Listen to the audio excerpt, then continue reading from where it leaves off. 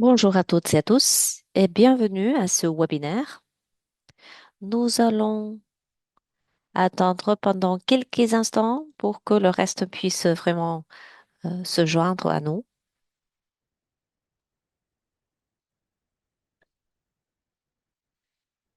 Mm.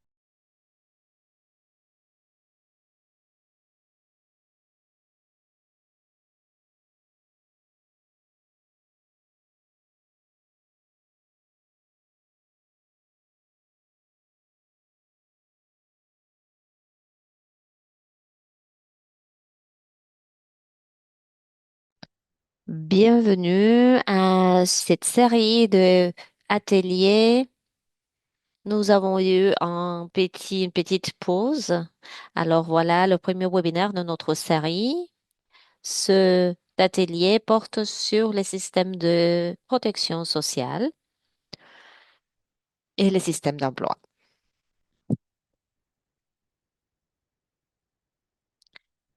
Je suis Anita Midal, je suis la responsable de DCI et je vais fournir un peu de contexte sur le DCI et ce que c'est que cette série. Et ensuite, nous allons voir l'ordre du jour. Alors, on peut passer à la suivante, s'il vous plaît. Nous allons nous pencher sur l'interopérabilité des systèmes de protection sociale et les systèmes d'emploi. Nous allons fournir un cadre conceptuel et nous allons discuter en détail les cas où nous allons voir un flux de processus de l'interopérabilité et ensuite quelques exemples réels qui démontrent l'interopérabilité d'un système de protection sociale avec un système d'emploi. Cela sera suivi des perspectives mondiales et nationale. On peut passer à la suivante. Nous allons souligner les personnes qui vont faire leur présentation. Alors, après ces remarques de bienvenue de ma part, Wenza sera la modératrice de la séance. Ensuite, Martina va planter les décors sur l'interaction entre les systèmes de protection sociale, PS et d'emploi. Et Piotr, pardon, il est un consulteur qui donne du soutien au DCI. Nous allons présenter quelques cas d'études et nous allons aussi avoir les perspectives mondiales de la part d'Augustia et aussi les perspectives de Elmira, de Turquie, d'Azerbaïdjan euh, et aussi cela sera suivi de la perspective de la part de Deauville sur le WCC Group. Alors, on continue maintenant. Alors, qu'est-ce que c'est cette DCI, cette Digital Convergence Initiative? Euh, Je suppose que certains d'entre vous sont déjà familiarisés avec cette initiative, mais la DCI est un effort conjoint de différentes organisations qui a pour but de soutenir la transformation numérique des systèmes de protection sociale. C'est une initiative financée par l'UE et pour le gouvernement allemand. Et les responsables d'implémentation sont 5 GIZ, l'OIT, la Banque mondiale, Expertise France et FIAP. Alors, qu'est-ce que c'est que notre approche à la mise en place de cette transformation numérique? Nous avons quatre piliers. Le tout premier, le partage des connaissances euh, et ainsi que les produits des connaissances, des meilleures pratiques et les boîtes à outils. Le deuxième pilier, c'est ce que nous allons discuter aujourd'hui, le développement de l'interopérabilité, des standards, des normes d'interopérabilité, et nous allons partager davantage dans la prochaine diapo. Le troisième pilier, c'est le soutien à la mise en place dans chaque pays. Nous allons fournir un soutien direct. Maintenant, nous avons un total de 21 pays qui reçoivent un soutien aussi financier que technique. Nous avons un helpdesk qui fournit un soutien à la demande pour atteindre davantage de pays, non seulement ces 21 que je viens de mentionner. Et le dernier piliers, c'est le développement des capacités, le renforcement des capacités et la formation. Comment développons-nous cette transformation numérique? L'OIT, un de nos partenaires leaders, cet effort et ainsi que l'apprentissage entre pairs pour pouvoir mettre en place la transformation numérique. C'est quelque chose qui ça a fourni comme des plateformes d'apprentissage électronique e-learning dans l'avenir. Nous avons développé des normes. Il y a, ces normes sont des normes ouvertes et il y a 7 interfaces que nous pouvons voir en vert. Alors, nous avons 5 interfaces qui ont déjà été lancées. Et nous avons les systèmes de paiement ainsi que d'autres. Alors, nous avons déjà achevé 7 ateliers en action et nous avons publié 5 interfaces. La sixième est en progrès maintenant, est work in progress. Et maintenant, nous allons continuer à développer des normes pour le système d'emploi. Le prochain, qui est dans le pipeline et le système de alerte précoce et le système de paiement. Alors, qu'est-ce que c'est ces ateliers d'action sur l'interopérabilité? Il s'agit d'une série d'ateliers qui sert à démontrer l'interopérabilité live des systèmes de protection sociale avec d'autres systèmes pour la fourniture des programmes de protection sociale qui doit être efficace et efficient. Évidemment. Dans chaque atelier, nous allons nous pencher sur l'interopérabilité et ces différentes interfaces à mesure que chaque interface suit différents processus, différents éléments d'échange de données. Alors, nous allons voir que chacun de ces ateliers a géré un sujet dans l'interface d'emploi. Alors, ce que nous faisons dans ces ateliers, ce que nous partageons, la compréhension du flux de travail de processus, les éléments de données et les API techniques qui sont nécessaires pour l'interopérabilité.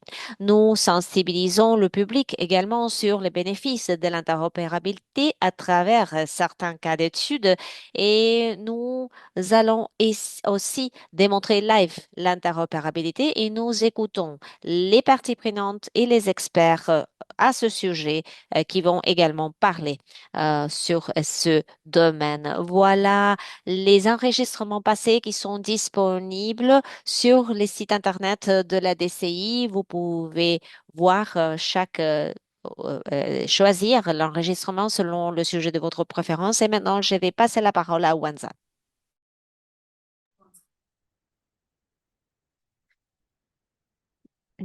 Merci Anita, bienvenue à toutes et à tous. Je m'appelle Wanza Mwatani, j'appartiens à la DCI et je travaille avec le GIZ et Z. Si jamais vous avez des questions, n'hésitez pas à les poster dans la boîte de Q&A, de questions-réponses. Nous allons y répondre durant les sessions suivantes. Alors, nous avons la première intervenante, Martina, qui va parler d'une étude de background sur l'interopérabilité des systèmes d'emploi et des systèmes de PS sur la base d'une étude qu'elle a réalisée.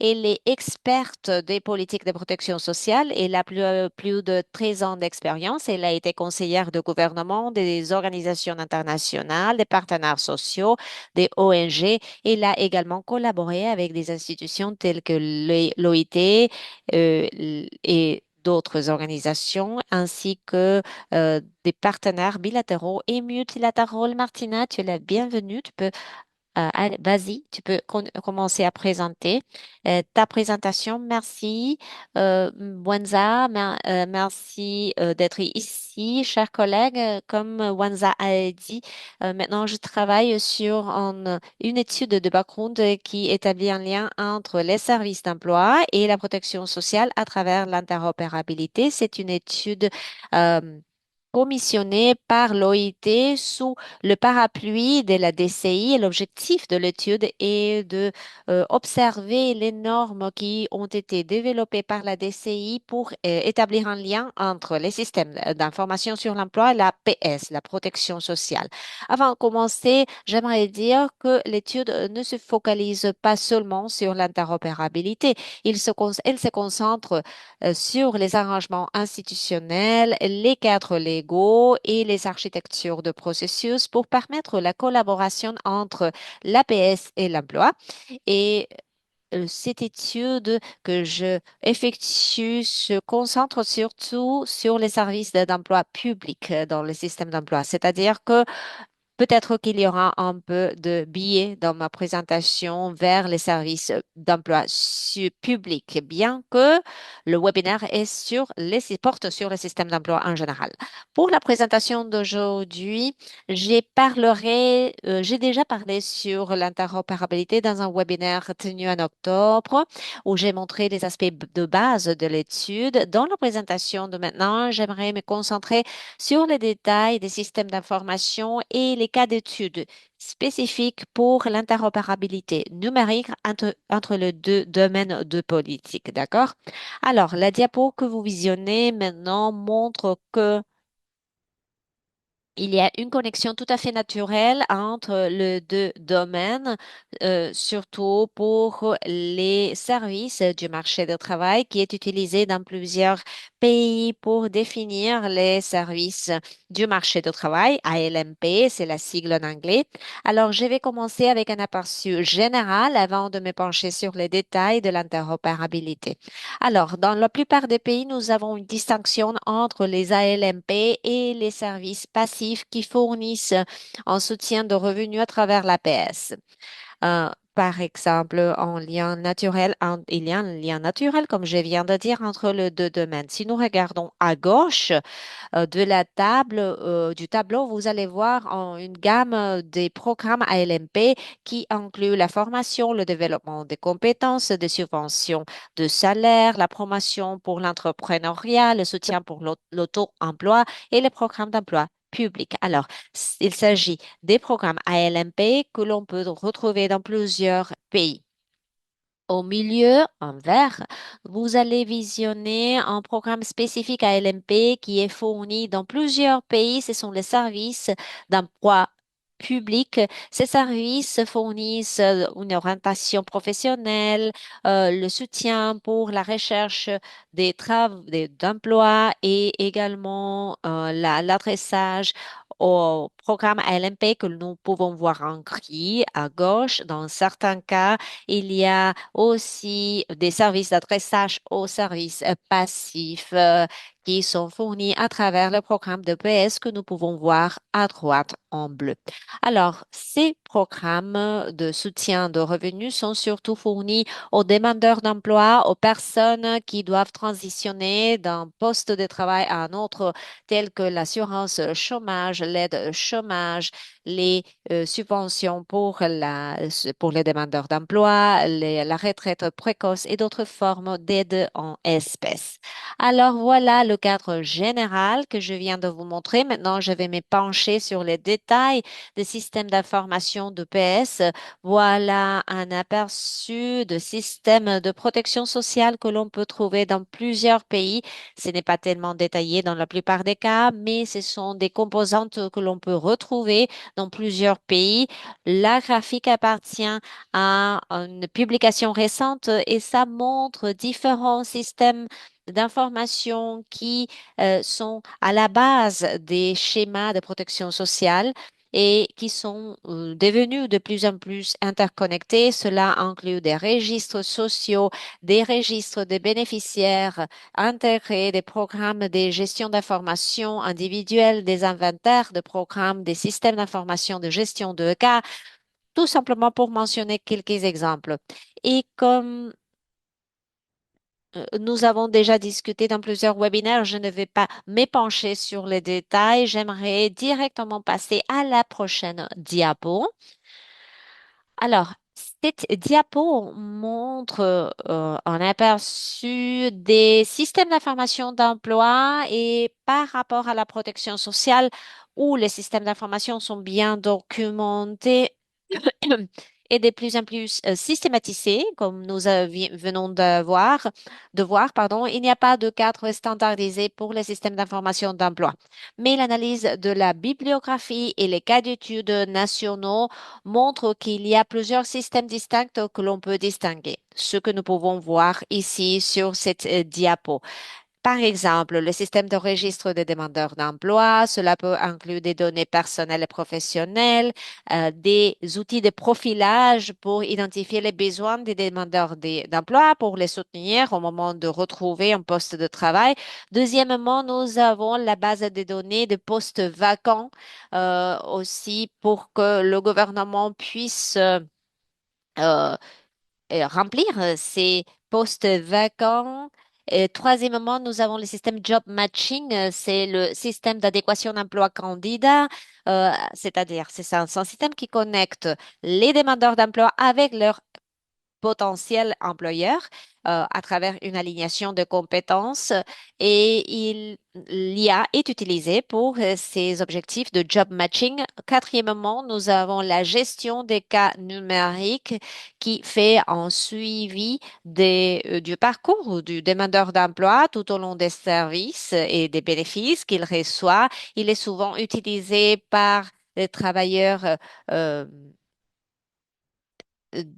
sociaux et pour soutenir les demandeurs d'emploi. Cinquièmement, voilà un sujet spécifique de ce webinaire, je l'appelle les bases de données des employés.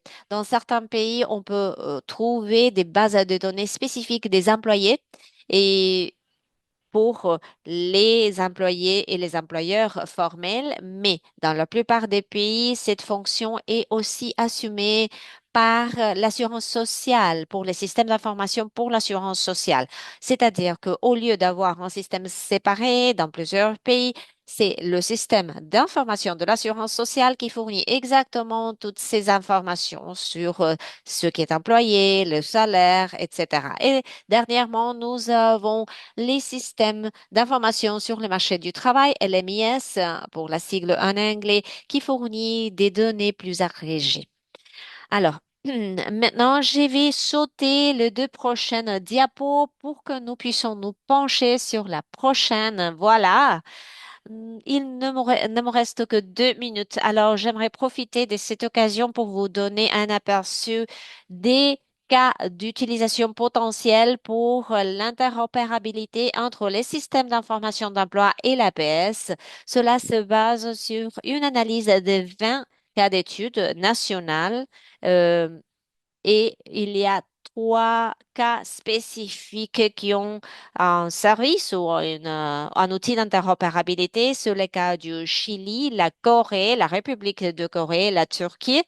Et au total, il y a 8 cas d'études et j'ai établi une distinction entre la collaboration initiée par l'APS et la collaboration initiée par l'emploi. Sur la diapo, il y a 5 cas qui sont initiés par les administrations de protection sociale.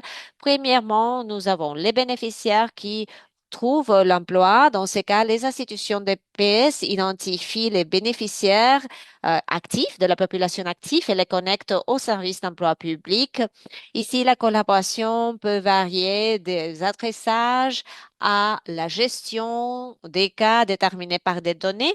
Deuxième exemple, le soutien des jeunes qui reçoivent de l'aide sociale dans la transition de l'école au travail.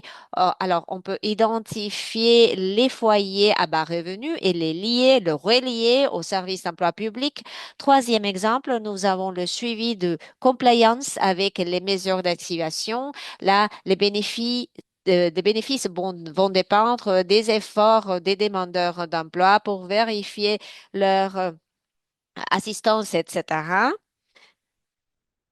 Et le quatrième, c'est la vérification de la condition d'emploi. Dans ces cas, les agences d'aide sociale valident la condition de revenu des bénéficiaires Cinquièmement, nous avons l'utilisation des informations d'emploi, des différents systèmes pour alimenter les systèmes d'information de PS, tels que le registre social pour la détermination d'éligibilité, les registres de bénéficiaires pour savoir là où ils se trouvent, etc. Passons à la suivante. Donc, cela nous offre un aperçu d'utilisation potentielle des cas d'interopérabilité initiés par les administrations d'emploi.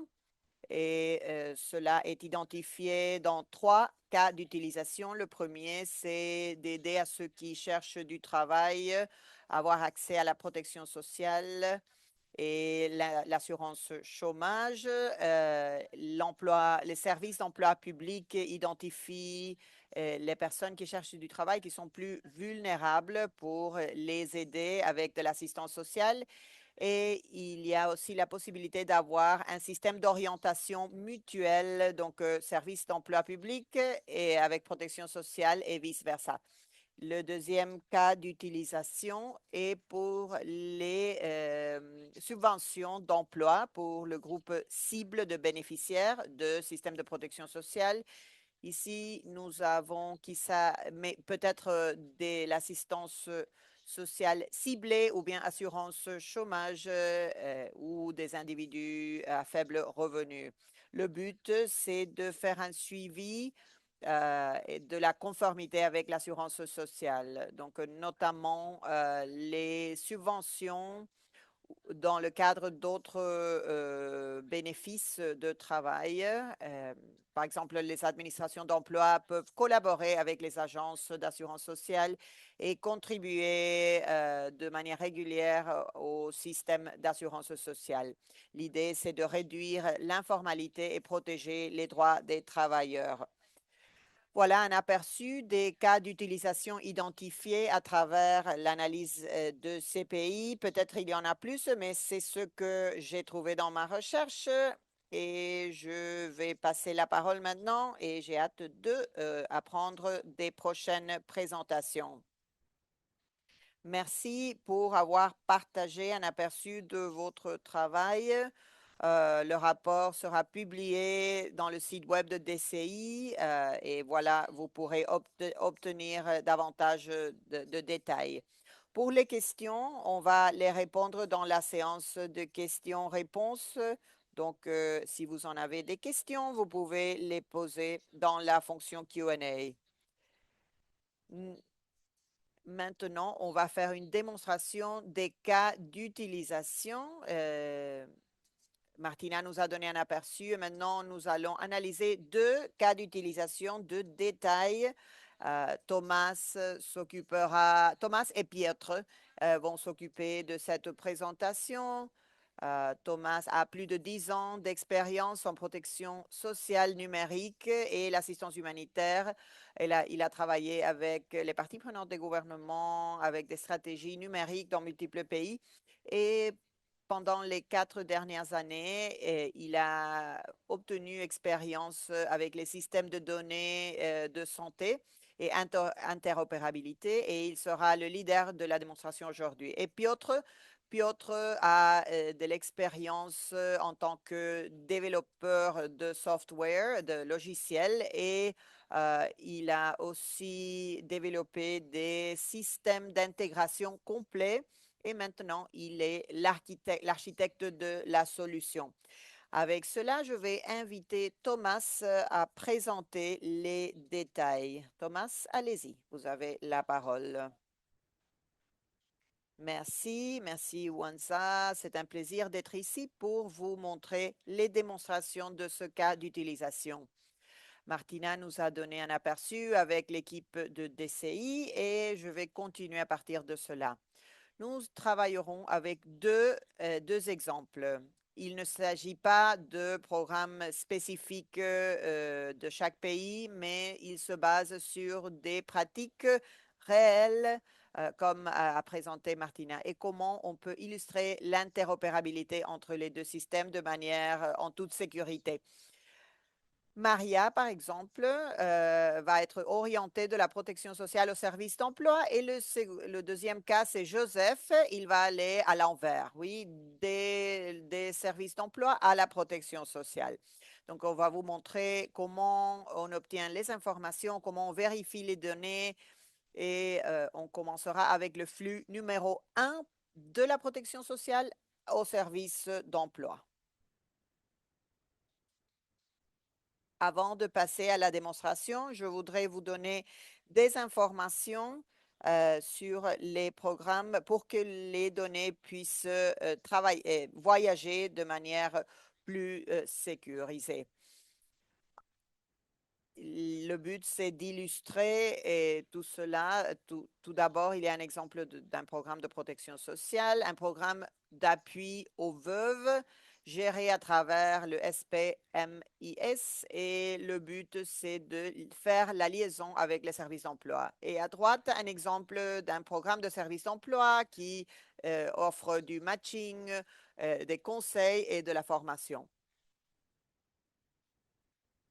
Il détermine qui peut recevoir ce type de soutien et la démonstration nous montre ce qu'on peut faire dans les différents systèmes des différents pays. L'image ici nous montre les systèmes impliqués dans notre scénario. C'est un type de système qui fonctionne dans le monde réel et ici, au centre, nous avons le SPMIS qui gère l'enregistrement, l'éligibilité, l'inscription, etc. Et l'orientation, c'est le système pour échanger les données, les systèmes d'identification, les certificats, les registres sociaux pour le ménage, les données socio-économiques, etc. Donc, dans ce contexte, nous sommes prêts pour montrer le premier cas d'utilisation. Et après, donc, fantastique. On va observer cette action. On commence avec Maria Lopez qui se présente pour recevoir l'appui pour les veuves. Dans ce cas, elle veut participer du système de protection sociale. Donc, le premier pas, c'est de automatiser et vérifier son identité. Donc, on inclut son numéro d'identité dans le système et on demande au pays de confirmer les détails et bien sûr, on vérifie que c'est la personne qu'elle dit ou qu'elle a présenté l'identification. Maintenant, le système vérifie le statut de veuve dans le registre civil et on utilise le système d'identification d'épouse pour confirmer le registre du mari qui est mort dans ce cas et cela détermine l'éligibilité. Le prochain pas, c'est du registre social, le niveau de revenu dans le pointage de pauvreté. Et maintenant, ce sont les critères d'éligibilité qui sont vérifiés à ce point-là. Prochain pas. Ensuite, on a vérifié tout cela et donc Maria sera inscrite dans le programme d'appui aux veuves. Mais elle est en âge de travailler et elle n'a pas de travail. Donc, si elle accepte, on fait l'orientation au système de protection sociale et on envoie son information au système d'emploi. Prochaine diapo. À ce point-là, une travailleuse sociale reçoit la confirmation du problème, de la protection sociale et qu'elle reçoit et elle est enregistrée et inscrite dans le programme. Bien. Nous n'allons pas montrer la démonstration exactement, mais on va vous montrer les différentes étapes et comment ça fonctionne. Piotr, vous avez la parole. Parfait, excellent. Ici, sur l'écran, vous avez deux actions. À gauche, nous avons une simulation de système MIS de protection sociale et à droite, nous avons le système de service d'emploi. Si vous pouvez, imaginez si vous êtes dans le rôle de la travailleuse sociale. Oui, la travailleuse a Maria Lopez face à elle et elles ont une réunion et on considère l'enregistrement de Maria dans le programme. Tout d'abord, les détails de ces informations personnelles qui sont rentrées dans le système, son numéro d'identité, son adresse, etc. Et ça, c'est la base de la vérification que la travailleuse sociale va faire. Et maintenant, le bureau va enregistrer les détails de l'épouse, de la veuve et va vérifier et confirmer son statut de veuve avec les données du registre civil. Puis, Maria va devoir répondre aux questions posées par la travailleuse sociale pour confirmer. Et la première question, c'est est-ce que vous travaillez? Elle dira que non, parce que c'est le cas, elle ne travaille pas. Donc, la travailleuse sociale va garder cet enregistrement. Et comme vous pouvez voir, le système va automatiquement vérifier l'identité nationale. L'identité est confirmée et maintenant, Maria est prête pour les contrôles d'éligibilité. Maria est toujours là, mais la travailleuse sociale est dans la prochaine partie du système et ils vont créer un profil et vérifier les détails. Dans ce cas-là, vous allez cliquer sur appliquer la vérification et il y a des différentes bases de données.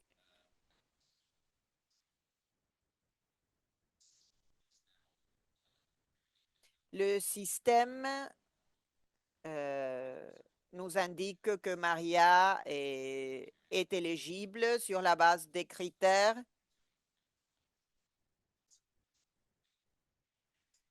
Et ici, la travailleuse sociale doit demander le consentement de Maria pour partager ces données. Donc, l'autre département du gouvernement, dans ce cas, reçoit l'information parce que Maria accepte de partager ces données. Et donc, maintenant, l'étape critique pour assurer que les données sont utilisées de manière légale et que l'interopérabilité fonctionne sur la base des lois, bien sûr, en respectant le cadre juridique.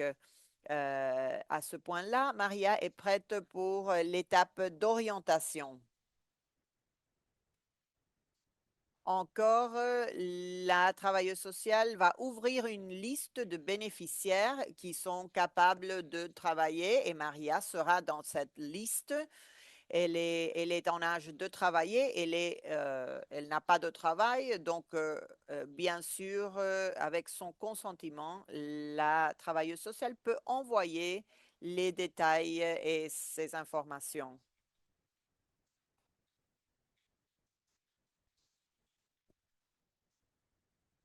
Il y a des services avec les standards de cette situation. À droite, nous pouvons observer la confirmation, l'orientation a été faite. Pardon, à gauche. Et cela évite le doublon ou la duplication des dérivations. Pour compléter le processus, le bureau de service d'emploi verra la prochaine, le lendemain, va voir l'orientation.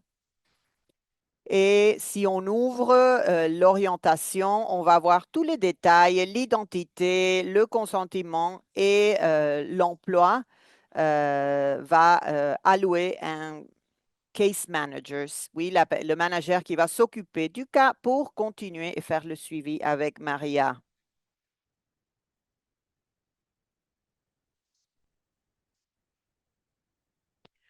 Donc, le système ici est actif. Finalement, pour fermer ce cycle, le système d'emploi envoie une confirmation, un message de confirmation au système de protection sociale pour garantir que les deux systèmes ont des registres qui sont mis à jour. Et finalement, ce que nous allons, c'est de finaliser l'enregistrement. Maintenant, vous allez voir les registres techniques des messages qui ont été envoyés dans chaque étape du processus entre les différents systèmes. Et encore, c'est important pour vérifier et pour documenter tous les pas et tous les types d'appui que Maria a reçus à travers le système. Cela complète le cycle, le parcours de Maria. Nous avons observé comment l'identité, le registre civil, le registre social et les services d'emploi ont travaillé en interopérabilité à travers la plateforme DCI. Maintenant, je vais donner la parole à Anita qui va montrer comment tous ces systèmes impliqués dans la démonstration ont été soutenus à travers le travail de DCI. Anita, vous avez la parole encore une fois. Merci Thomas et Piotr pour cette description et ce cas d'utilisation. Donc, nous avons vous montré cela.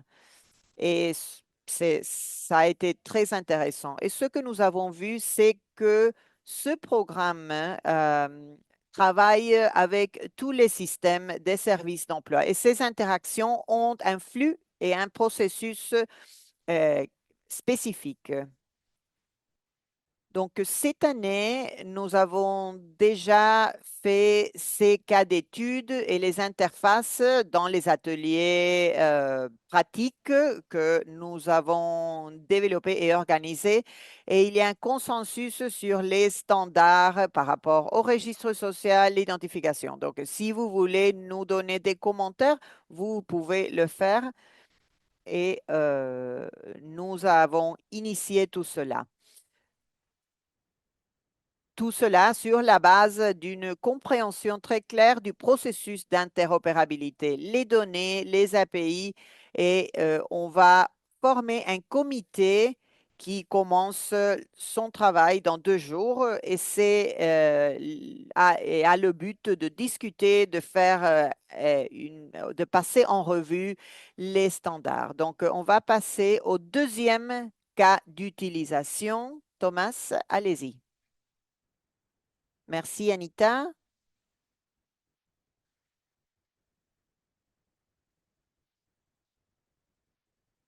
Merci, Anita. Maintenant, comme je vous ai dit, je vais passer au deuxième cas d'utilisation.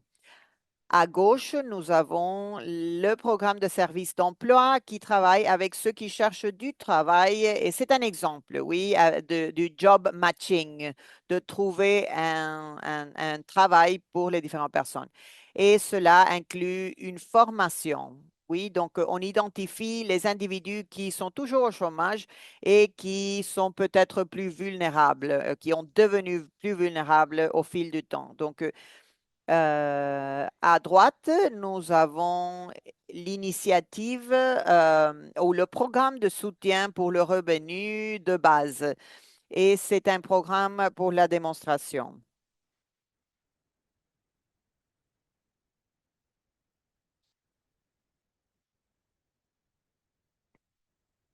On utilise les données de registre social et le registre de bénéficiaires intégrés et on peut recevoir les orientations. Et ce flux nous montre les deux systèmes qui travaillent ensemble pour que ceux qui cherchent du travail et les personnes avec vulnérabilité financière peuvent être connectés rapidement au soutien de revenus. Si on parle encore de la réintégration de l'emploi,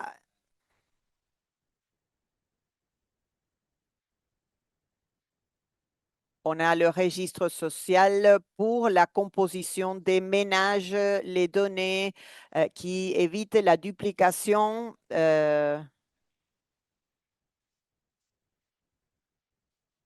et le système de protection sociale qui est géré à travers ce système. Dans le cas de l'assistance sociale, tout l'écosystème, bien sûr, ce n'est pas nécessaire de faire en sorte que ces systèmes soient en place, mais cet exemple n'est qu'une illustration. Voilà l'assistance sociale pour les services d'emploi et l'orientation. Si on observe Joseph, Joseph a donné son consentement pour être orienté au système d'emploi et donc il a autorisé le partage de ces informations.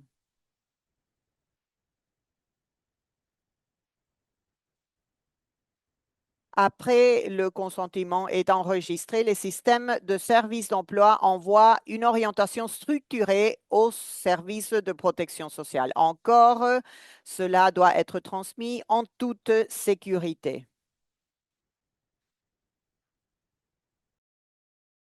Eh bien, on continue à cliquer. Alors, lorsque le système reçoit, once les données sont reçues par le ESP, le système EPS, cela change l'identité et il y a une demande d'information au système d'identification du pays pour s'assurer que cet identificateur est valide et qu'il peut être inclus dans le système de PS. Une fois ceci fait, le système de PS vérifie le registre social pour déterminer si les données socio-économiques ou s'il y a un autre score qui valide l'éligibilité pour inclusion dans le programme. Dans quelques pays, cela n'est pas un prérequis, mais on va supposer que cela sera comme ça. Alors, encore une fois, nous récupérons le score pauvreté et une fois confirmé une fois l'éligibilité confirmée, Joseph est inscrit dans le programme de soutien de revenus de base. Une notification est envoyée au système d'emploi pour confirmer qu'un adressage a été reçu. Alors, les détails ou les données sensibles ne sont pas partagées, d'accord? Alors, on passe à la suivante et encore une fois, et voilà. On passe à la suivante. Très bien. Alors, Piotr, est-ce que tu peux repartager ton écran? Pardon de cette interruption. Il ne nous reste que 2 minutes, alors il faut que vous vous dépêchiez. Oui, évidemment. Alors, nous allons passer ceci en revue. À droite, nous pouvons voir le système ESS. Alors, est en chômage et nous voyons que cette personne est en chômage depuis 8 mois. Et ici, nous voyons la quantité de demandes d'emploi, des entretiens d'embauche, etc. Alors, il demande un consentement verbal qui est donné et qui est enregistré dans le système. Alors, le consentement enregistré, le système permet une création d'adressage à l'aide de protection sociale. Alors, on envoie un adressage à travers le système de protection sociale. Ici, nous voyons que l'adressage d'EPS a été déjà envoyé. Et nous pouvons voir que l'interopérabilité a été transmise. Alors, le système PS donne une confirmation de réception et cela évite qu'il y ait des présentations dupliquées. Alors, le tableau de bord ESS met à jour l'information et maintenant, euh, il passe en statut attente. Alors, nous allons voir ce que l'on voit dans le inbox d'adressage. On va cliquer dessus. Nous allons vérifier l'éligibilité pour savoir si l'individu est éligible. Alors, et il y a une demande d'information qui est envoyée au système existant, les données du foyer, s'assurer que l'individu a été inscrit dans le programme. Et maintenant, l'éligibilité a été approuvée. On peut cliquer sur Approved, approuvé, et l'inscrire dans le système. Maintenant, le système d'emploi ne reçoit pas de détails de bénéfices. Ce qu'il fait, c'est de réenvoyer des détails au système une fois la personne inscrite dans le programme. Maintenant, Joseph est inscrit et il va apparaître dans le SPS et avec toute une liste de bénéficiaires actifs. Plusieurs semaines plus tard, Joseph est inscrit dans le ESS comme quelqu'un qui a obtenu un poste de travail. Il a été embauché. Finalement, il a un job. Le système le marque comme employé maintenant, comme dans une situation d'emploi. Ces informations seront maintenant transmises automatiquement au système d'information de EPS. Oui. Maintenant, il a disparu de la condition de demandeur d'emploi parce que maintenant, il est employé. Il a été embauché. Alors, ça ne veut pas dire nécessairement qu'il sera exclu, éliminé du programme de PS ou le programme de soutien des besoins de base. Il probablement sera signalé comme adressage ou révision. Maintenant, il est dans une situation d'emploi, mais ça ne veut pas dire que mais à travers ce circuit bilatéral, les systèmes peuvent être maintenus, entretenus et comme ça, nous pouvons nous assurer que les données sont toujours mises à jour. Alors, nous pouvons voir les registres techniques des deux systèmes et à chaque fois qu'un processus de données a lieu, il y a un échange d'informations qui est enregistré et l'information est auditable, elle est claire euh, pour chaque étape du processus. Alors, je sais que j'ai dépassé le temps qui m'a été affecté et maintenant, j'aimerais redonner la parole à Anita pour la prochaine. Merci, Thomas. On passe à la suivante. Dans ces cas d'études, nous avons le système de PS qui se relie au système d'emploi ID, IB, le registre social. Alors, il y a toute une nouvelle interface. Alors, tous ces systèmes ont été notifiés et l'objectif est de notifier les systèmes d'emploi. Vous devez être à la attente parce qu'il y aura des mises à jour de la part de DCI sur le progrès de notre travail. Vanza, vous avez la parole. Merci. Ces slides seront disponibles pardon, sur le site Internet de la DCI. Même chose pour l'enregistrement si vous voulez regarder la démarche en détail. Suivante, s'il vous plaît. Nous allons passer rapidement au prochain présentateur. Le prochain présentateur s'appelle Agastya. Il va nous donner les perspectives mondiales sur la base de la recherche de la Banque mondiale sur l'interopérabilité entre l'emploi et les systèmes de protection sociale, les systèmes d'emploi et de protection sociale. Alors, il est consultateur de protection sociale à la Banque mondiale, se focalisant sur le renforcement de systèmes de PS à travers le partage des connaissances, le travail analytique et l'aide technique. Il a été engagé dans l'intégration des systèmes de protection sociale et des programmes de marché de travail avec la Banque mondiale. Il a travaillé également sur l'adoption de l'IA pour la protection sociale. Après cette brève introduction, je lui passe la parole. Merci. Bonjour à toutes et à tous. Merci Vanza de m'avoir donné la parole. Euh, alors, je vais donner une petite présentation aujourd'hui sur la recherche préliminaire de la Banque mondiale sur l'intégration des systèmes du marché du travail EPS. Depuis 2 décennies, apparemment, il y a eu des investissements croissants sur le renforcement des systèmes de protection sociale et des systèmes de marché de travail, mais en général, cela s'est passé ou est arrivé de façon cloisonnée, dans des cloisons.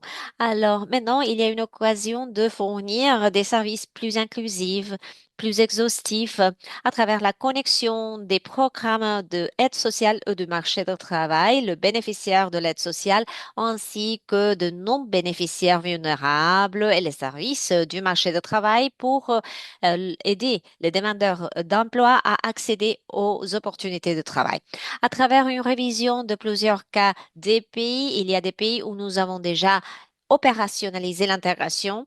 La motivation de cette initiative a été de voir ce que nous pouvons apprendre, comment nous pouvons tirer profit des leçons avec d'autres pays pour répliquer les exemples. Alors, hmm, l'idée derrière l'intégration de l'aide sociale et le système de marché de travail, c'est que les bénéficiaires en âge actif et d'autres bénéficiaires non vulnérables reçoivent différents types de soutien en matière de bénéfices en espèces, de services d'emploi et ainsi qu'ils seront mieux équipés pour transitionner de la pauvreté à un accès à l'opportunité, aux opportunités. Avec cette intégration, les deux institutions et les bénéficiaires peuvent bénéficier de l'accès à l'information pour simplifier également les démarches et améliorer la coordination entre les institutions. Alors, je ne vais pas m'épancher sur le détail parce que nous avons déjà vu les flux de travail dans les présentations précédentes. Mais l'objectif, c'est d'avoir le cadre de chaîne de fourniture de services, ce qui comprend la phase de évaluation et les phases de gestion, de fourniture, etc. Il y a différents mécanismes institutionnels qui existent pour fournir chacun de ces piliers que nous pouvons voir en haut de la slide pour ce qui s'agit de adressage, job matching, éligibilité, tous les aspects mentionnés par Martina. On passe à la suivante. Alors, sur la base de la révision de plusieurs pays, nous avons observé une typologie non linéaire qui n'est pas qui est séquentielle sur la base des différents modèles et la disponibilité des institutions et des systèmes. Alors, à gauche, nous voyons les guichets uniques One-Stop Shops qui sont très habituels dans les pays à haut revenu. Il y a un seul point d'entrée pour des multiples services. euh, Par exemple, au Royaume-Uni, au Chili, en République de Corée. Au milieu, nous avons les systèmes numériques interopérables. Nous avons déjà vu les cas d'études montrés par Thomas, où nous avons le registre social qui est interlié avec un MIS, un programme du marché du travail, ou les services d'emploi public, PES, selon le design des institutions dans chaque pays. Et il y a des interfaces semblables entre le MIS de protection sociale et le programme de marché de travail ou les services d'emploi public. Alors, nous avons le registre social d'un côté qui a plus de bénéficiaires, mais aussi un ensemble plus large des personnes vulnérables et défavorisées. Ces données peuvent être utilisées pour détecter les demandeurs de travail et les placer dans un marché de travail spécifique. Et s'il n'y a pas de registre social, on peut avoir un MIS de protection sociale pour des programmes de virement d'argent ou d'autres programmes qui sont liés au système du marché du travail et qui font également des vérifications d'éligibilité parmi d'autres activités. À droite, nous pouvons voir l'intégration programmatique. Alors, voilà un programme de inclusion économique ou Cash Plus qui ont la composante de services d'emploi et d'aide sociale en Zambie, au Burundi, etc. Eh bien, chacun de ces modèles a différents mécanismes institutionnels et en général, on a besoin d'accords entre les institutions qui participent, qui couvrent différentes règles, responsabilités sur la récolte des données, le partage des données, la gestion de la protection et des données. Et aussi, il y a également un accord sur les démarches, sur les cas d'études que nous avons déjà vus. Mais si nous regardons les modèles dans un plus grand détail, pour les guichets uniques, ce sont des mécanismes d'intégration progressive où on peut implémenter tout cela en étapes. On commence par les bureaux d'information, etc.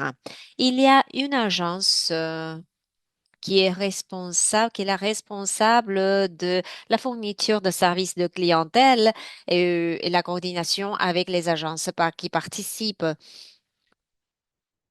à travers ce mécanisme de guichet unique. Et cela s'applique pour la coordination verticale et horizontale. Horizontale entre les institutions, verticale entre les différents niveaux de gouvernement. Et pour ça, il faut avoir un bon mécanisme de gestion budgétaire, des bons arrangements de sélection de personnel pour avoir une bonne démarche pour ces guichets uniques. Le deuxième modèle est celui du registre social comme porte d'entrée.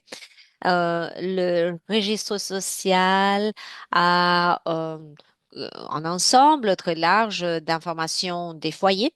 Cela peut être utilisé pour adresser les demandeurs d'emploi aux services d'emploi public ou au programme de marché de travail, et cela requiert une claire définition des critères pour les adressages, les responsabilités pour la récolte des données, et c'est un accord qui est nécessaire, un accord réciproque qui est nécessaire pour les institutions participantes.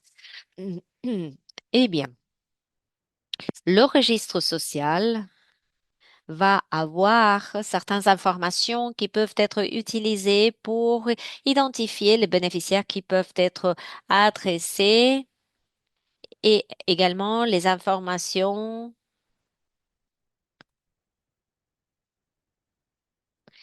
Et cela requiert d'avoir une coordination institutionnelle pour gérer cette intégration. Et pour ça, il faut avoir de l'interopérabilité entre les systèmes du registre social et du système de programme, sans que l'interopérabilité soit complètement établie. Dans cette diapo, dans les cas d'intégration programmatique, nous avons encore une fois le cas de la Zambie. Il y a un programme de virement ou de transfert d'argent et des composantes d'inclusion économique. Il y a un seul système informatique, le MES Core, qui a été développé pour l'aide sociale et pour d'autres composantes également. Et il y a une liste des bénéficiaires qui est mise à jour tout au long de ces composantes. Alors, en matière de comment les pays doivent opérationnaliser cette intégration, il y a plusieurs facteurs euh, qu'il faut considérer dans les structures des programmes, s'ils sont fragmentés ou non, et les systèmes numériques qui sont disponibles, l'espace fiscal, les mécanismes de coordination institutionnelle, les données, les processus qui existent déjà, etc. Alors, lorsque il faut choisir le bon modèle pour chacun, voilà, c'est graphique qui considère trois facteurs: la maturité numérique, la fragmentation des programmes et la coordination institutionnelle. Alors, les pays peuvent adopter les bons modèles selon leur propre contexte, mais ils peuvent également évoluer vers d'autres modalités sur la base du contexte. Alors, il y a des pays qui ont une haute maturité numérique, une bonne et ainsi coordination institutionnelle, mais une mauvaise fragmentation de programme. Dans ces cas, le guichet unique peut fonctionner. Et s'il y a une haute fragmentation de programmes, on peut utiliser le registre social comme porte d'entrée. Par contre, alors, si le registre social n'est pas mature ou n'est pas disponible, on peut utiliser le SPMIS pour agir comme une comme porte d'entrée. Alors, on va prendre les bonnes décisions selon le contexte spécifique de chaque pays, clairement. Alors, on passe rapidement à la dernière. Alors, quelques leçons apprises. Le design de l'intégration doit être centré sur le client. Clairement. Et cela est particulièrement pertinent au contexte de l'aide sociale où il y a des individus ou des personnes qui sont très éloignées du marché du travail et qui ont besoin de davantage de formation et il y a d'autres personnes qui sont plus préparées pour le marché du travail. Alors, il faut faire un bon profilage pour bien identifier le soutien et ensuite, l'intégration fonctionne de la meilleure manière lorsqu'il y a de la cohérence et lorsque le processus et le système de numérique fonctionnent ensemble. Merci beaucoup et je vais repasser la parole à Wanza. Merci, Angustia, pour votre présentation. Si vous avez des questions pour lui, veuillez les mettre sur la boîte de Q&A. Prochaine diapo, s'il vous plaît. Nous allons maintenant passer à la prochaine séance. Cette séance va recevoir des apports de deux pays. Le premier pays sera l'Azerbaïdjan. Elmeja va parler de l'expérience dans son pays qui a fait la liaison entre les systèmes de protection sociale et les systèmes d'emploi. Une petite introduction pour Elmira. Elmira est spécialiste et travaille sur la transformation numérique et l'introduction d'approches innovantes à la modernisation. Elle a expérience dans les gouvernements et les projets internationaux. Elle se focalise sur les stratégies pratiques pour appliquer les systèmes de protection sociale et pour les renforcer. Elmira, vous avez la parole. Allez-y. Merci, Wanza. Je voudrais vous remercier pour cette opportunité de faire partie de cet événement et je vais maintenant partager ma présentation. Dans la présentation d'aujourd'hui, je voudrais décrire le cas d'Azerbaïdjan dans le renforcement des systèmes de protection sociale et d'emploi. Tout d'abord, mentionner le ministère du Travail et la protection sociale. Le ministère nous offre différentes directions dans le terrain social, y compris le travail, les systèmes d'emploi, les paiements sociaux, l'assurance, les services de réhabilitation, l'adoption, par exemple, des enfants. Et le pilier de ces services est le système électronique d'information centralisée qui s'abrévie CEIS. C'est une plateforme très, très solide conçue pour automatiser la collecte, la création, la garde et la récupération d'informations sur les relations de travail, les aspects de l'emploi, la protection sociale, sécurité sociale, etc.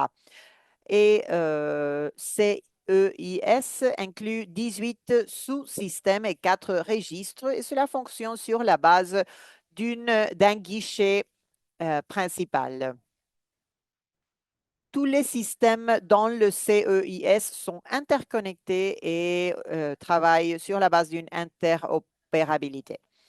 Donc, il y a une composante principale du CEIS et c'est le sous-système d'emploi.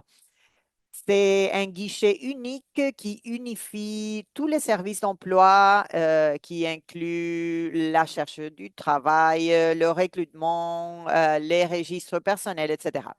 Je voudrais mentionner que récemment, en 2024, on a reçu l'approbation à travers un décret présidentiel de la République d'Azerbaïdjan et les contrats d'emploi qui sont signés en ligne. Donc, il s'agit et il inclut plusieurs fonctionnalités innovantes dans le sous-système d'emploi et de travail. Par rapport à l'échange de données, cette diapo nous montre l'interopérabilité, pas seulement dans les systèmes internes, mais aussi dans les systèmes externes.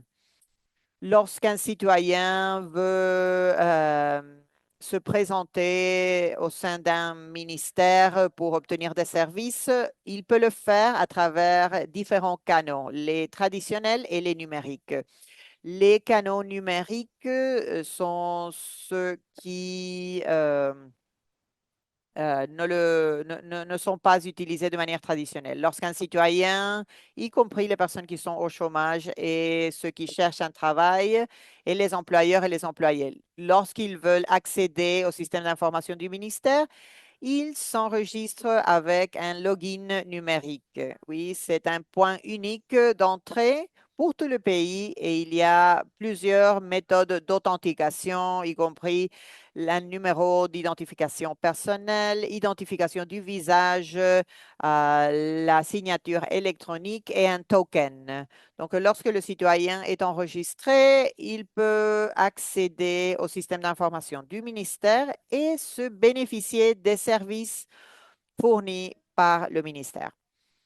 À l'heure d'offrir ces services aux citoyens euh, et pour obtenir des informations de la source originale, on a construit une intégration entre le système d'information centralisé électronique et les systèmes d'information de plus de 80 entités publiques, y compris le ministère de la Justice, le ministère des Affaires internes, les services d'impôts et le ministère de Sciences et Éducation et les institutions privées, y compris les banques, l'assurance et les différentes entreprises. Cette intégration est possible à travers la couverture numérique qui fait les orientations pour l'échange de données nationales et au sein de ce système.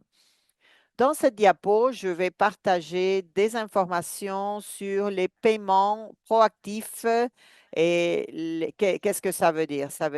Les paiements sociaux proactifs est un mécanisme qui identifie et reconnaît les citoyens de manière proactive sans une demande spécifique. Ça veut dire que il n'y a pas d'intervention humaine dans ce processus. Il est automatique. Le mécanisme fonctionne de la manière suivante.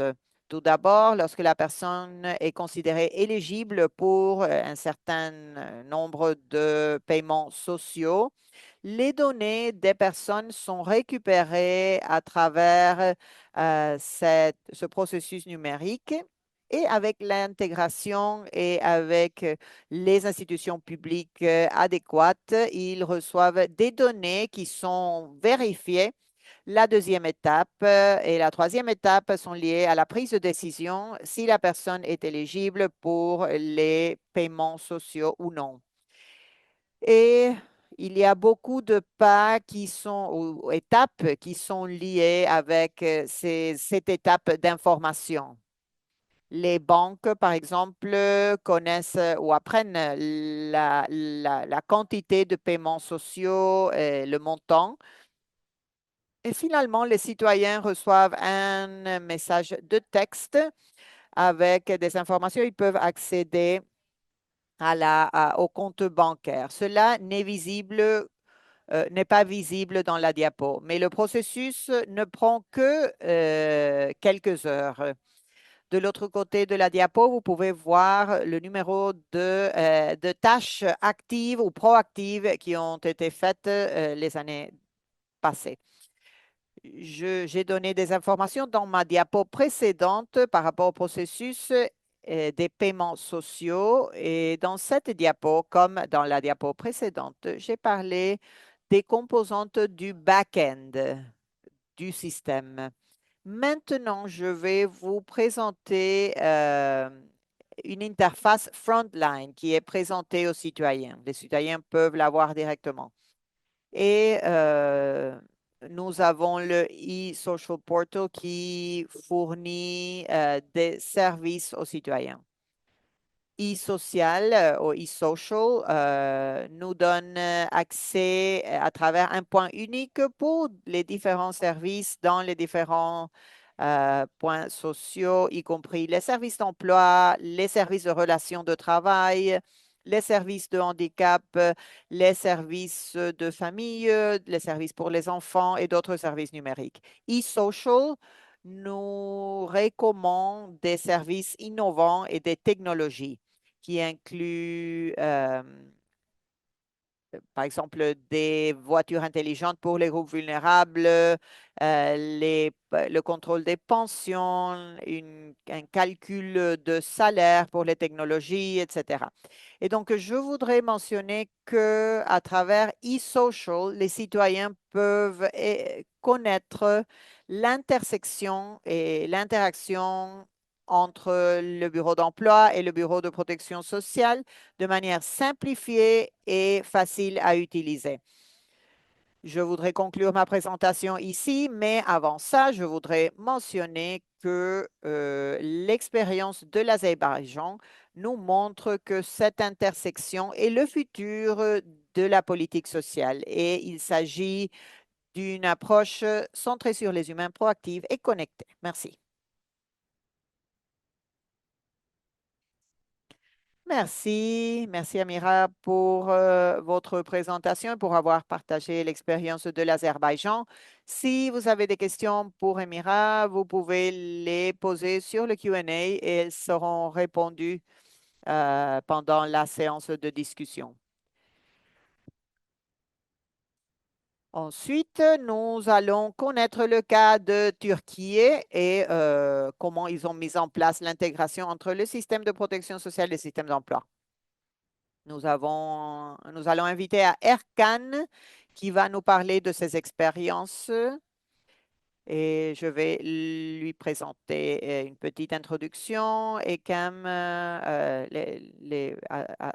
a travaillé avec les politiques pour l'élimination de la pauvreté et l'organisation de la planification de l'État dans le ministre turc pendant 25 ans. Il a rejoint le ministère de Famille et Services sociaux entre 2018 et 2021 et il a travaillé dans le ministère. Il a travaillé en tant que spécialiste de protection sociale en Turquie et entre 2019 et 2021 en travaillant sur les domaines de la distribution du revenu, les politiques de pauvreté pour combattre la pauvreté et la mise en place des ODD pour Turquie. Je vous passe la parole, Erkan, allez-y. Merci, c'est un plaisir vraiment d'être ici pour partager notre expérience avec nos collègues. Je voudrais remercier nos collègues de DCI et du reste des organisations également pour avoir organisé cette réunion. Je vais parler du cas turc. Comme Augustia a dit, le registre social nous montre une réalité différente. Lorsqu'on analyse ces chiffres, notamment parce que le problème principal dans notre système de protection sociale vient de le niveau plus bas de participation dans l'emploi, notamment pour les femmes. Comme vous pouvez voir, la participation des femmes dans l'emploi est 36%. Et le résultat, le taux de pauvreté, comme vous pouvez le voir, 13 ou 14% en Turquie. On passe à la prochaine. Et un autre problème très grand à résoudre pour nous, c'est d'améliorer notre système de protection sociale. Notre système de protection sociale a une caractéristique parce que d'un côté, il y a l'assurance sociale et le système de santé, et de l'autre côté, l'assistance sociale et le système de services sociaux. Donc, le ministère du Travail et Sécurité sociale s'occupe du programme d'assurance sociale et des programmes d'emploi. Notamment, ils fournissent des services et des programmes pour les personnes enregistrées dans le système d'assurance sociale. Et ce que nous faisons au sein du ministère de la Famille, notre groupe cible est dehors le système d'assurance sociale. C'est pour cela que ils ont insécurité de travail et insécurité de revenus. Dans notre ministère, nous avons deux programmes principaux pour l'assistance sociale.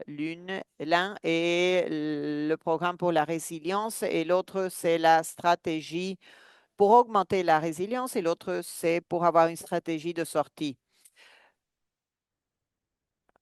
Le programme pour augmenter la résilience, il y a des transferts d'espèces, transferts en espèces ou des services de récupération. Nous offrons cela aux personnes plus pauvres et le reste des bénéficiaires. Pour la stratégie de sortie, il y a une stratégie pour remplacer un travail et une capacité. Nous avons des groupes cibles pour le remplacement du travail et l'améliorement des capacités. En Turquie, à cause du faible niveau de participation des femmes à l'emploi, c'est pour cela que c'est fort important pour nous de renforcer cet aspect. Comme vous l'avez vu, il y a un niveau faible d'éducation et parfois elles sont dehors la force du travail, elles n'ont pas de qualification, etc. Le deuxième groupe, en général, il s'agit d'hommes qui sont nos bénéficiaires dans le système d'assistance sociale qui ne trouvent pas de travail. Euh, et le troisième, c'est le programme pour le revenu. C'est un programme organisé par l'Agence d'emploi de Turquie. Et il s'appelle Système de soutien aux travailleurs. Si nous observons les caractéristiques de nos bénéficiaires, nous pouvons observer qu'un tiers des bénéficiaires travaillent et peuvent obtenir un revenu. Donc, nous avons deux centres principaux, le centre de soutien de famille et le centre de solidarité sociale. Comme vous pouvez voir, depuis 2011, nous avons fourni des services à peu près 2,7 millions de personnes, de bénéficiaires dans le système ou le centre de soutien pour la famille, ADEM, et le centre pour la solidarité sociale également. Prochaine diapo. Dans cette diapo, nous pouvons observer le reste des programmes pour le programme de remplacement de travail. Le ministère de la Famille et le ministère du Travail fonctionnent ensemble et il y a plusieurs programmes pour ceux qui cherchent du travail dans notre groupe cible dans l'Agence d'emploi de Turquie. Nous fournissons des services à ceux qui cherchent du travail dans notre système. Par exemple, l'assistance pour démarrer, Startup Assistance, pour avoir une orientation dans le marché du travail. Nous fournissons également une éducation continue et l'assistance santé. Pendant au moins 12 mois après qu'ils trouvent le travail, nous fournissons d'autres services.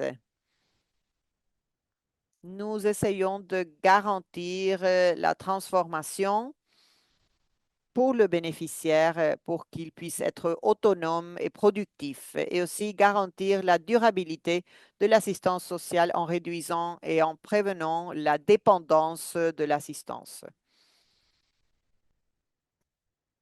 Malgré ce que nous avons fait est très important, si nous analysons les résultats, on se rend compte qu'il y a 5 millions de bénéficiaires qui pourraient travailler dans notre système et qui sont bénéficiaires d'assistance sociale, mais nous ne les pouvons pas enregistrer.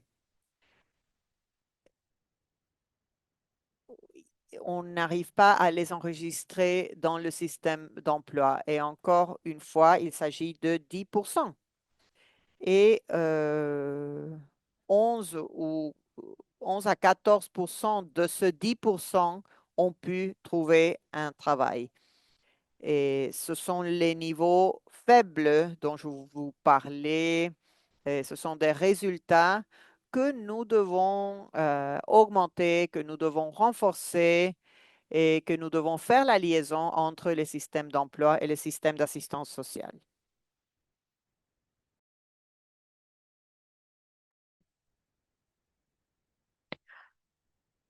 Pour cette raison, les deux ministères travaillent ensemble, le ministère de la Famille et le ministère du Travail, et ils ont créé un nouveau programme, le système de soutien au foyer.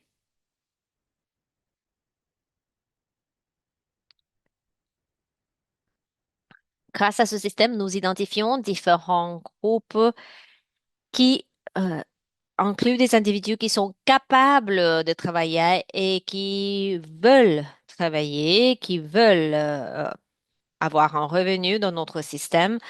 Pour cette raison, nous travaillons ensemble. Le système d'identification et le système numérique travaillent ensemble. Et ensuite,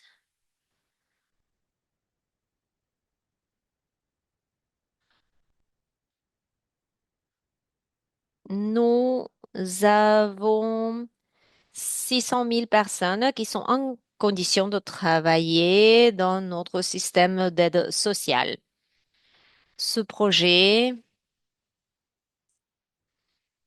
a une durée de 5 à 6 ans. Nous avons lancé le programme l'année dernière et nous avons déjà couvert 10%, 65 foyers ont déjà obtenu un job grâce à cette agence d'emploi turque. Euh, Ce que nous fournissons aux demandeurs d'emploi dans le système d'aide sociale, ce que nous créons une formation intensive sur l'État. C'est une formation surtout vocationnelle, professionnelle, pardon. Alors, notre système numérique, celui du ministère de la Famille et celui du Travail, du ministère du Travail, peuvent interagir et ils voient l'information chacun de l'autre. Mais ce sont les registres sont disponibles dans les bases de données du ministère de la Famille et toutes les identifications sont faites dans notre système. Ensuite, nous envoyons les données au ministère du Travail et celui fournit le service aux bénéficiaires potentiels, les demandeurs d'emploi. Je peux fournir davantage de détails si jamais il y a des questions. Merci. Wanza, merci. Erkan, de votre présentation. Pour davantage de détails, nous avons un enregistrement disponible dans notre site Internet qui montre l'intégration qui a eu lieu en Turquie. Alors, dernière présentatrice d'aujourd'hui, Deauville. Elle va fournir des informations sur le fournisseur de solutions sociales. Euh, cette agence a développé un système qui gère les services d'emploi public de ville. Alors, elle va parler en tant que spécialiste de l'emploi au sein de WCC WorkNetics. Elle a été la responsable de transformer les services d'emploi public à travers la technologie. Alors, dans ce rôle, elle connecte la politique ou les politiques, les données et l'expérience des utilisateurs dans les systèmes, dans le cadre de systèmes d'emploi public. Il s'agit de logiciels qui sont intuitifs et qui ont un bon impact et qui accomplissent toutes les règles aussi. Deauville aide à encourager l'adoption, la confiance et la valeur à long terme pour les agences gouvernementales, les demandeurs d'emploi et les employeurs. Alors, ceci dit, Deauville, vous avez la parole. Merci. Wanza. Bonjour à toutes et à tous. J'aimerais rapidement présenter notre entreprise, notre solution. Nous sommes une entreprise du secteur privé et se spécialisant sur l'emploi avec plus de 25 ans d'expérience. Nous fournissons des services aux forces de travail et des services d'alignation publique partout dans le monde. J'aimerais présenter maintenant notre solution.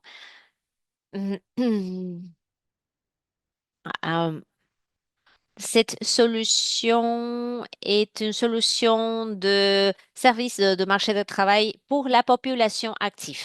Nous soutenons les politiques du marché de travail, mais pas l'inscription et l'éligibilité des individus. Ensuite, en fait, nous fournissons un rôle de prochaine étape. Nous soutenons les États avec des activités et nous facilitons certaines activités pour les personnes qui se sont inscrites dans certains programmes. Et ensuite, je vais expliquer dans quel moment notre solution est interopérable et comment nous soutenons les services du marché passif. Notre solution s'appelle WorkNetics. C'est une solution logicielle pour les demandeurs d'emploi, les employeurs et les travailleurs sociaux. Alors, on passe à la suivante. Nous avons un aperçu de notre solution. Au début de la séance, nous avions dit qu'il y a certaines composantes de services d'emploi public et il y a une solution exhaustive qui est celle du service de job matching. Notre solution est construite et bâtie sur notre technologie de job matching qui aide les demandeurs d'emploi à retrouver les postes les plus pertinents pour eux. Alors, au milieu, nous voyons les capacités corps en orange et la partie de gestion de service, ce qui facilite la paramétrisation de services. Alors, nous créons la solution pour soutenir les marchés de travail actifs. Alors, nous faisons une intégration avec les normes nationales et internationales telles que ESCO, ONET et d'autres normes qui sont très importantes pour le job matching et pour l'inscription des employeurs et des employés aussi dans le système. Et ensuite, nous avons la couche interface. Nous fournissons des services aux demandeurs d'emploi, des employeurs et des travailleurs sur des cas euh, pour qu'ils puissent travailler et retrouver différentes opportunités. Alors, on passe à la suivante. J'aimerais me focaliser sur la partie job matching, qui est partie fondamentale des services. Nous nous éloignons de la simple recherche ce qui est par exemple un tableau de bord de LinkedIn où on peut faire une recherche de jobs disponibles ou de postes vacants, mais on ne va pas retrouver les conditions de ce poste, etc. Alors, ensuite, nous passons à un matching bidirectionnel. Alors, nous voulons faciliter la recherche de travail pour rendre plus efficient et proposer les postes vacants qui sont pertinents pour chaque demandeur d'emploi et proposer aux employeurs les candidats qui vont bien remplir leurs fonctions, bien sûr. Et troisième étape, nous voulons soutenir des services d'emploi public avec des politiques de marché de travail actif à LMP. Alors, nous ne regardons pas la totalité de la population dans notre solution, plutôt nous essayons de cibler ou de viser le groupe cible, comme Turquie a dit, la situation des femmes, des jeunes, etc. On passe à la suivante. Nous essayons de faciliter les politiques ALMP dans différents scénarios. L'un d'eux est le matching stratégique.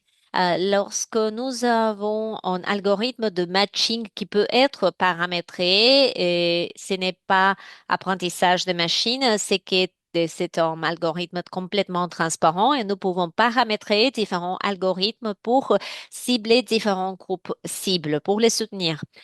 Des exemples pour les jeunes, pour les personnes qui viennent de sortir de l'école, nous pouvons paramétrer un algorithme qui ignore l'expérience du travail et pour les aider à euh, trouver leur job idéal. Et il y a une importance croissante dans le algorithme d'éducation.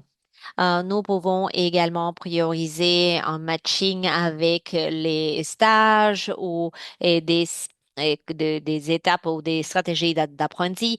Pour les parents isolés ou les mères isolées, nous pouvons tenir compte des catégories telles que les heures de travail, la distance de leur foyer, la viabilité des postes vacants dans ce sens-là pour faire un bon matching.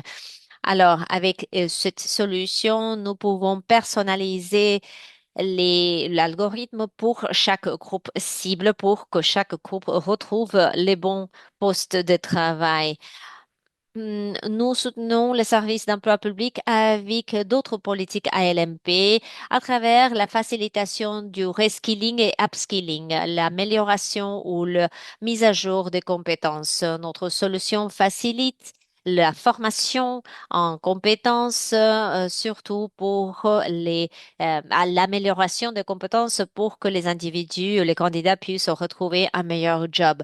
Pour les personnes âgées, nous pouvons proposer directement des formations qui leur aidera à mettre à jour leurs compétences numériques ou qui leur permettra de transitionner aux industries durables. Alors, nous essayons de faciliter quelques aspects de notre solution pour soutenir les services du marché du travail. Maintenant, j'aimerais présenter quelques exemples. Nous avons le cas de la Malaisie. Notre solution a été installée en Malaisie. Et c'est la même solution que je viens de présenter. Là, nous facilitons le job matching et la formation aussi.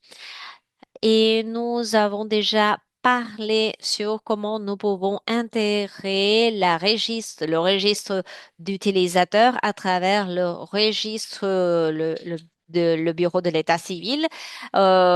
En Malaisie, c'est quelque chose de pas nécessaire pour le moment. Nous facilitons l'inscription d'utilisateurs pour notre solution. Pourtant, dans plusieurs pays européens, nous voyons qu'il y a des cas où le registre à travers l'identification gouvernementale ou la banque est nécessaire. Comme fournisseur de solutions, nous nous assurons de fournir les bonnes API pour faciliter l'intégration au moment de inscrire les utilisateurs. Perquesso est une agence qui a différents systèmes sous le même parapluie. Alors, ils ont le My Future Jobs appli aux plateformes, qui est une plateforme pour la recherche de travail ou d'emploi et une solution pour les employeurs également. Le système d'assurance emploi est un des systèmes de marché de travail pour les personnes assurées. Les personnes, alors les assurés peuvent se présenter, se porter candidat pour un programme de marché de travail et s'inscrire dans My Future Jobs. Alors, ce que nous faisons avec notre solution, c'est que nous soutenons les services passifs et nous enregistrons chaque activité effectuée par une personne blessée dans notre solution, un assuré blessé. Alors, ils sont obligés de continuer à rechercher de jobs pour continuer à recevoir les bénéfices. Alors, nous enregistrons ces services et nous les facilitons à travers nos données et cela va faciliter la tâche des travailleurs sociaux. Ensuite, nous avons un système de gestion des cas intégré. Alors, s'il y a des demandeurs d'emploi qui sont moins actifs, le responsable de gestion des cas peut créer un cas et ensuite créer un plan d'engagement d'emploi où ils peuvent définir ce que le demandeur d'emploi doit faire pour ne pas être puni en matière de bénéfices. Alors, dans la capture d'écran, vous voyez un suivi de progrès de recherche de travail. Si le demandeur d'emploi n'a pas recherché un poste de travail depuis un mois, alors il y aura certaines conséquences. Alors, avec ce système, nous essayons de aider Perquesso à faire un suivi pour les services d'assurance sociale. Et pour l'interopérabilité, toutes les données nécessaires sont exportées et envoyées directement au système de marché de travail qui est un système consolidé, d'information consolidée sur tout ce qui est du travail. Et l'autre exemple est un exemple des États-Unis. Euh, Aux États-Unis, nous proposons une solution appelée Workforce Next. C'est une solution différente de celle de la Malaisie, où la gestion des cas est en système séparé, mais les États sont en train de transitionner de plus en plus à euh, une solution d'échange d'emplois, de facilitation de recherche de jobs et pour intégrer les solutions avec la détermination de l'éligibilité et le rapport fédéraux. Pourquoi une seule solution? Parce que les États veulent que les deux solutions soient intégrées et avec le même look and feel. Dans la plupart des cas, il y a des fournisseurs qui fournissent les deux solutions. Mais dans notre cas, nous sommes un partenaire, nous sommes un partenariat avec Sagitech et nous essayons que le look and feel soit le même. Nous avons des API bidirectionnels pour les deux systèmes alors, les données sont échangées de façon bilatérale et les finances, le rapport fédéral sont les responsables du financement des États. Alors, les informations doivent absolument être correctes. Un autre exemple d'interopérabilité qui est disponible dans la plupart des États des États-Unis, c'est le système d'assurance chômage. Notre solution envoie l'activité de recherche et de travail réalisée par les demandeurs d'emploi pour s'assurer qu'ils puissent continuer à recevoir les bénéfices. Il y a encore d'autres interopérabilités et qui montrent en fait combien d'interopérables notre solution peut vraiment être. Merci de votre attention. Merci Deville de votre présentation. Merci d'avoir souligné les différents exemples. Avant de passer à la session questions-réponses, j'aimerais inviter Aïcha. euh, dans certaines présentations, nous avons parlé des normes nécessaires pour permettre que l'interopérabilité existe. Et j'aimerais tout simplement souligner certaines de ces normes. Maintenant, je vais partager mon écran.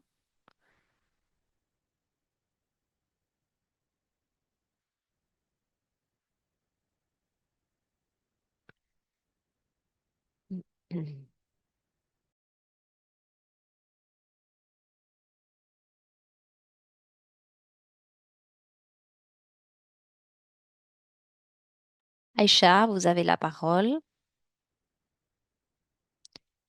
Alors, je serai bref.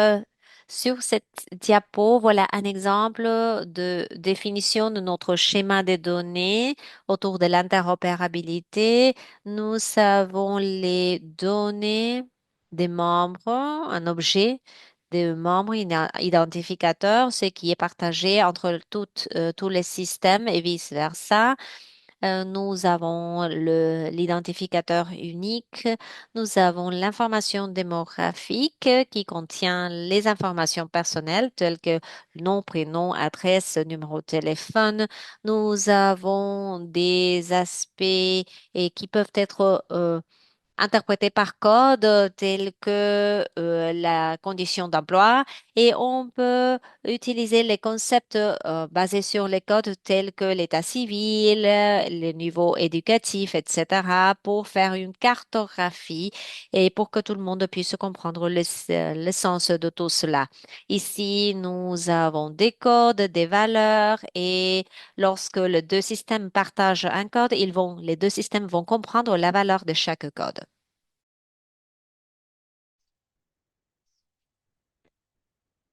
Puis, on peut voir notre recherche API. C'était une demande pour chercher le endpoint et nous recommandons toujours d'utiliser l'authentication à travers les tokens. Cela est aligné avec le système qui nous montre les bénéficiaires de chômage qui sont en âge de travailler.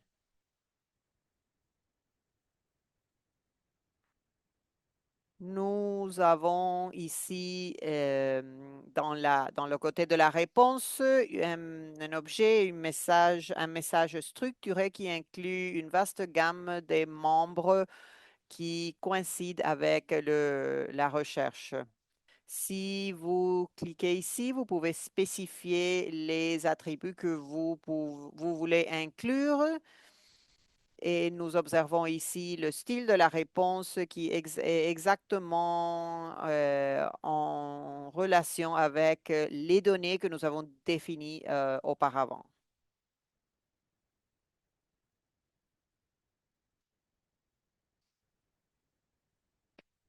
Maintenant, notre dernier endpoint ici est ce que nous appelons Referral API ou API d'orientation et c'est aussi en utilisant GWT. Ici, ça peut avoir lieu dans le système de service d'emploi, dans le système de protection sociale ou vice-versa. Et comme vous voyez ici, la réponse des systèmes, nous avons un message qui reconnaît la réception de cela et nous avons une révision par nos membres du comité de DCI.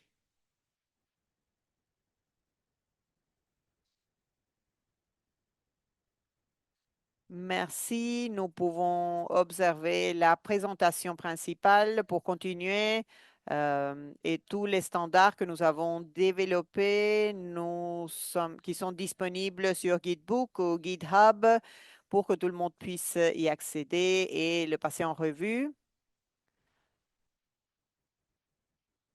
Nous avons plusieurs questions pour la séance de discussion. Il y a quelques questions sur le Q&A.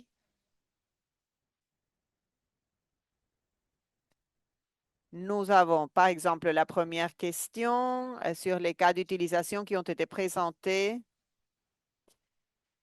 les cas d'utilisation qui exigent un niveau très avancé d'intégration au-delà des orientations, tout simplement, mais qui exigent, par exemple, une gestion des cas bidirectionnels en temps réel, et une synchronisation.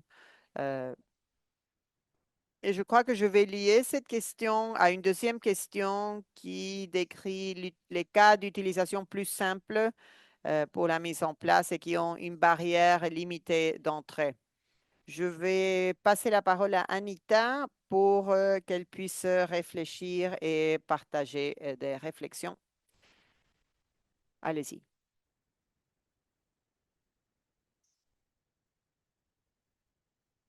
Anita.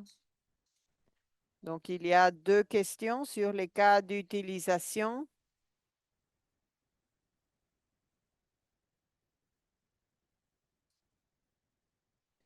Ce que Martina a présenté, je voulais connaître votre opinion et votre apport et quels sont les cas d'utilisation qui sont plus faciles à implémenter. Si on parle depuis une approche plutôt générique, tous les cas d'utilisation dans les cas de mise en place et d'interopérabilité dépendent sur le contexte de chaque pays. S'ils sont préparés, si les bases de données sont préparées, quelles sont les procédures, les politiques, et si quelque chose peut être mis en place dans ces environnements. Thomas a répondu à une question par rapport au besoin de mettre en place l'interopérabilité. Je crois que rien n'est difficile si on a une volonté, sinon même un cas simple peut devenir difficile. Donc, je redonne la parole à Ansar pour peut-être continuer à répondre.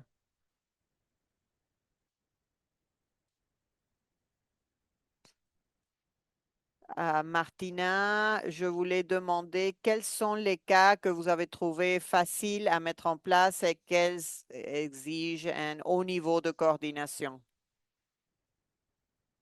Merci. Je crois que ça dépend également du cas de chaque pays. Ça dépend du paysage général de protection sociale de chaque pays.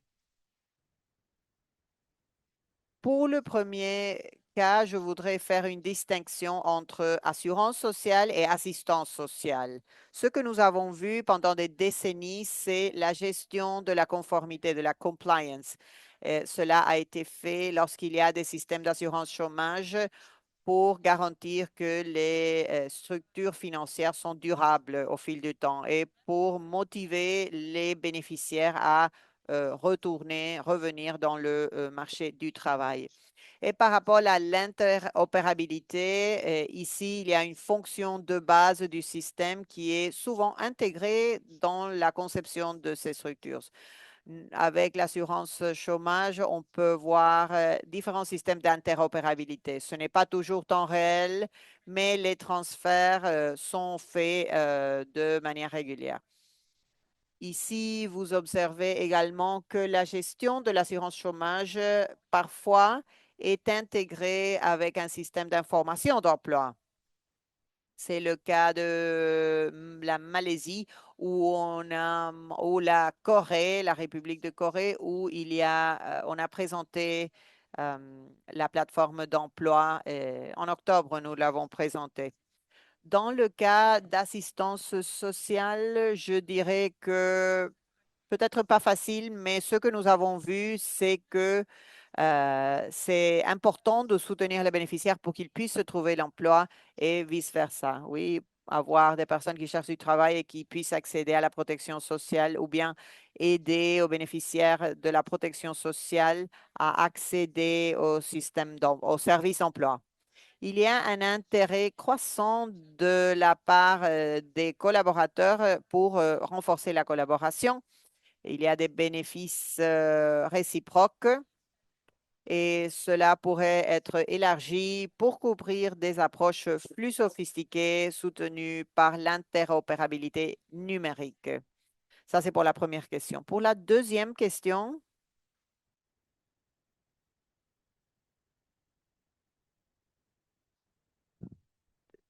Ce que c'est plus difficile, je crois, partie la plus difficile, c'est la partie de orientation réciproque. Oui, parce que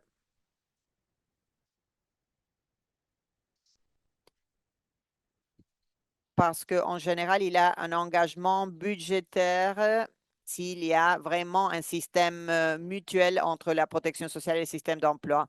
Dans quelques pays, vous avez besoin d'un cadre juridique général pour renforcer une coopération forte entre les deux domaines. Tout cela pour faire la mise en place. Il doit avoir des lignes de référence et pour que le client ou le bénéficiaire puisse aller d'une partie à l'autre. On observe aussi une colocation de services avec ces guichets uniques et cela est souligné par une orientation numérique conjointe et un système de gestion de cas. Et tout cela avec les systèmes existants euh, pour ce système réciproque. On voit des programmes intégrés comme Agosta a présenté et vous avez même cette intégration programmatique avec les deux champs de politique qui connaissent le travail des différentes parties prenantes. Et c'est aussi un système qui n'est pas linéal. Oui, c'est une boîte à outils et vous devez vraiment décider sur l'intégration. Euh, de la part du contexte de chaque pays, par rapport au registre, par rapport aux capacités institutionnelles. Et voilà, c'est tout pour ces deux questions. Nous n'avons pas beaucoup de temps, donc voilà. Merci. Merci pour votre réponse. Je voudrais poser deux questions maintenant à Augustia en lien avec ce que Martina vient de dire, la prise de décision pour les voies d'intégration et le modèle. Vous avez mentionné que les pays doivent observer quelques facteurs comme la maturité du système numérique et la coordination institutionnelle lorsque vous déterminez des facteurs qui sont fréquemment observés et comment les pays peuvent faire la mise en place pour s'adresser à ces goûts d'entranglement. Nous n'avons que 5 minutes, donc Agastya, allez-y. Merci pour ces questions.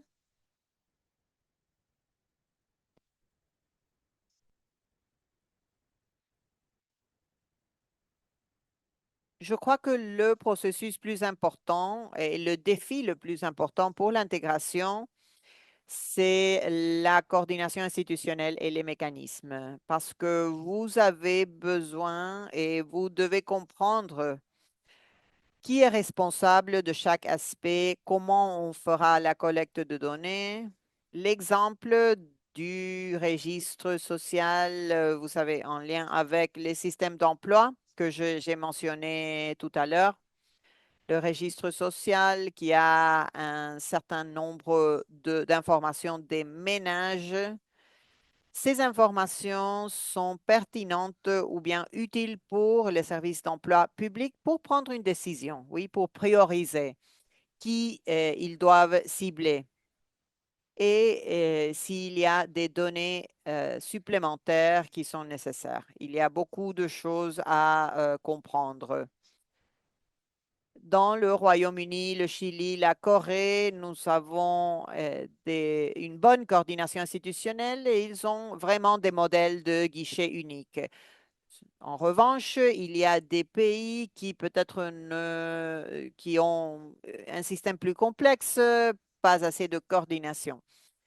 Mais comme on a mentionné, les standards DCI nous fournissent une clarité et un cadre pour observer le processus, les exigences de données et les aspects technologiques. Ça, c'est quelque chose qui bénéficie les pays pour penser à l'intégration où ils ont, par exemple, les standards pour observer comment peut-on adapter tout cela pour les restrictions du contexte. Je vais m'arrêter ici. Merci pour ces questions.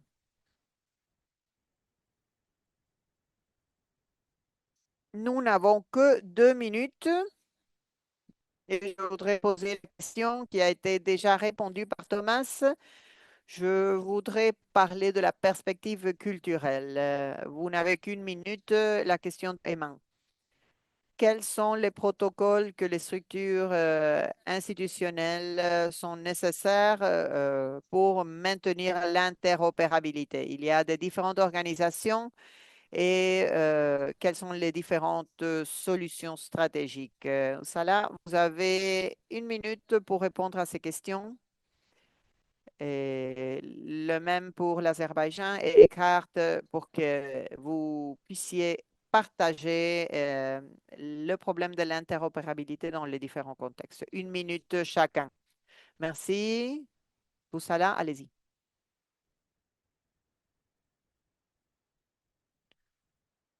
Merci. Merci beaucoup. C'est un plaisir d'être ici.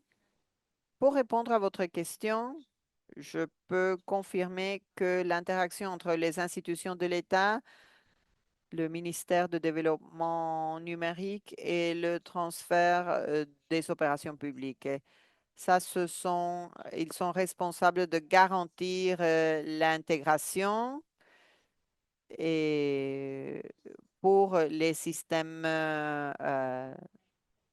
qui permettent l'échange de données entre les différentes institutions gouvernementales. Cela est également avec l'établissement des règles claires pour le transfert et pour la protection. Et le type de données transmises qui est défini par la législation. Par exemple, pendant le processus d'application des données des pensions de retraite, euh, les informations des membres de la famille et d'autres informations personnelles qui sont nécessaires et qui doivent être obtenues. Dans ces cas-là, il y a une demande d'information qui doit être justifiée. De plus, la sécurité des données intégrées est garantie. Chaque utilisateur est responsable de protéger la confidentialité des informations selon les lois de protection de données personnelles. Merci, Voussala. Maintenant, je voudrais savoir si aucun veut répondre. Lorsque nous avons commencé à euh, utiliser ce système, nous avons tout d'abord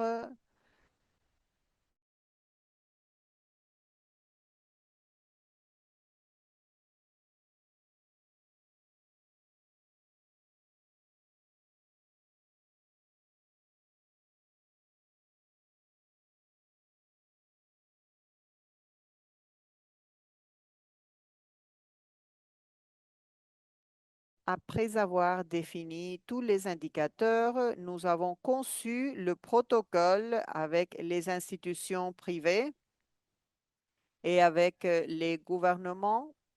Nous l'avons conçu de cette manière. Après, après cela, dans les différents programmes pour les bases de données, après avoir signé les protocoles avec les institutions, nous avons créé des interfaces pour partager les données entre les institutions.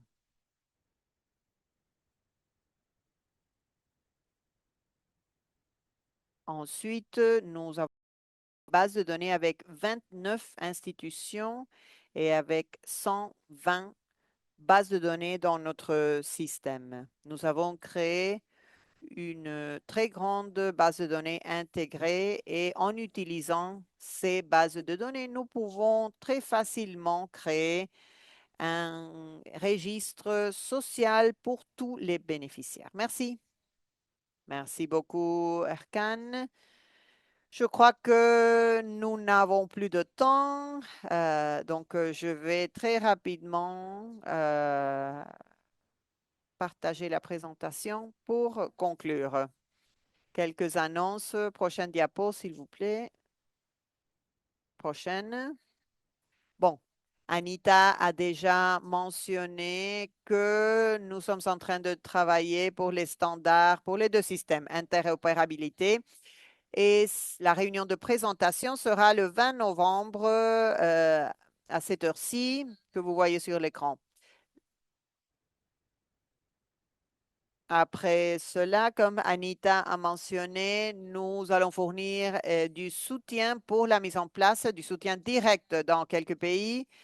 Et vous pouvez visiter notre site web et obtenir les détails sur comment on peut recevoir du soutien pour l'adoption de ces standards et un document pour les meilleures pratiques pour le développement, la mise en place et la gestion des standards d'interopérabilité. C'est disponible et nous avons également un sondage très court.